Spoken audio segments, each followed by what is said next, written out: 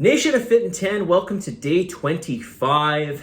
And you are asking me a lot of questions, which is great. So I'm going to get into them right now. I'm going to try to get through as many as I can, but this is actually a bit of a long one. This person asks, as we get into the lift camps, are there strategies to avoid injuries? Yes, there are plenty. So let me go through them. And my apologies. This is from week 1, so I'm still going through your questions from way back when. So bear with me as I get through them. So number 1, strategies to avoid injuries. Number 1, sleep. Make sure you get enough quality sleep, 7 to 9 hours. And this is going to depend on other factors in your life, stress, other responsibilities you have. Of course, I mentioned quality of sleep. How you fall asleep will have bearing on your quality of sleep. So avoid things like blue light, avoid light from the windows. So cover your windows with drapes. Make sure the room is cool. Try to do something relaxing before you fall asleep, like read something that's enjoyable. Spend a good half an hour doing that, okay? Doing these types of things, like a dark room, cool, avoiding blue light, avoiding all kinds of light while you're sleeping, this is gonna help with your quality of sleep. Number 2, nutrition. Get all of your nutrition. I will say this, the more nutrition you get, the less likely, to a certain point obviously, the less likely you are to incur injury, at least when it comes to nutrition. If you're dieting, you are dieting, you are already restricted as is. So make sure you get in all the nutrients, because those nutrients are gonna play a part in fueling your workouts and helping you to put emphasis into your workouts and obviously with your recovery. So make sure you get everything, your carbs, your fat, and your protein. These are all very important. Number 3, hydration. Remember that sheet I gave you on the very first day of the challenge, or maybe it was the day before the challenge, tips and tricks. I talked about hydration in there. And you've probably heard me say by now, hydration is not just water. It's not just about getting fluids. It's about getting the salts. Hydration is about getting the water and the salts. We need enough of that. So enough, calcium and potassium and magnesium and sodium and chlorine, these types of things. I would highly suggest that you get some electrolytes from me. They're very reasonably priced. And your performance in the gym will be better. Generally speaking, in any sort of athletic endeavor, in any physical endeavor, when your performance starts to go down, more often than not, it is related to hydration. Either not enough water and or electrolytes. Number 4, execution of movement. How is the movement being executed? And let's break this down into a little more detail here. So we'll call it, let's say A, okay? Part A, technique. How are you performing the movement? So make sure you pay attention to the instructor. Also, we'll make sure that we come around and that you're doing the movement correctly. This is another good reason for warm-ups. Warm-ups allow you to build up the movement pattern. So if you're making mistakes, at least you're making mistakes with lighter weight. B, control. We want to control the movement as much as possible. So we want to keep tension in the muscles that are working.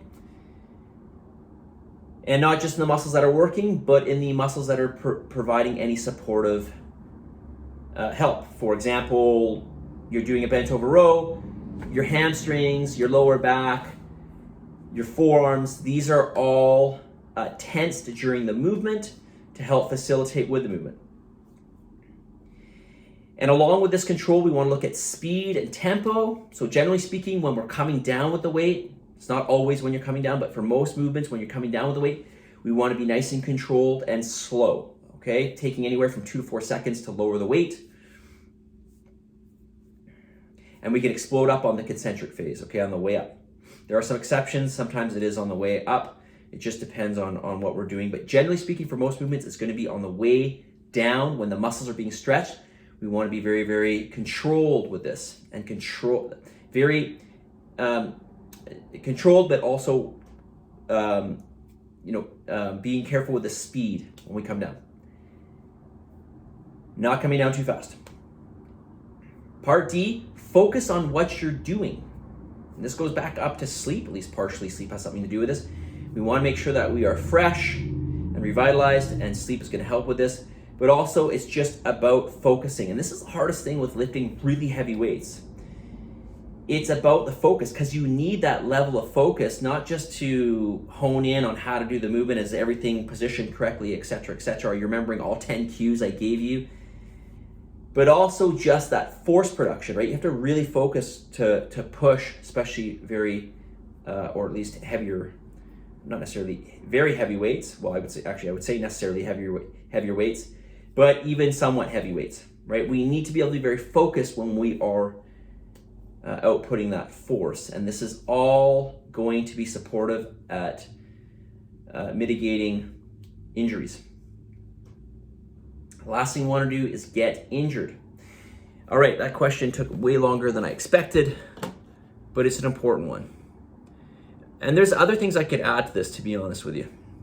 Okay, let's get to the message of the day. Message of this day on day 25. These are my 5 P's. My 5 P's for success. Practice all the pillars of this challenge. Promote them. So let's be positive about all of them, and let's make sure that we are diving in and really, really trying our best in each of these pillars, right? The cardio, the accountability, the weights, the nutrition. Patience. Be patient. Things will not happen overnight. There will be certain things that will play in your mind to make you think you're not making progress when in fact you are. Just be patient and trust the process. Keep persevering. I guess this can go along with the last portion, the last thing I said, patience. Keep persevering. Do not give up. Those who are successful in whatever endeavor, they never quit persevering. And finally, number 5, positivity. Stay positive. Stay positive. There's no reason to be negative. Stay positive. Always think glass half full, and think you will make progress. You can do this. Follow through with each of the pillars, with all of your responsibilities in this challenge. Persist throughout through every single day as best as you can, right? Keep persevering. And with that, stay positive. Stay positive, because this is going to help to lift you up, and it's going to keep the momentum going. Okay? Positive energy, positive vibes. Believe in yourself. For the love of God, give some gratitude. And I will talk to you all tomorrow. See you.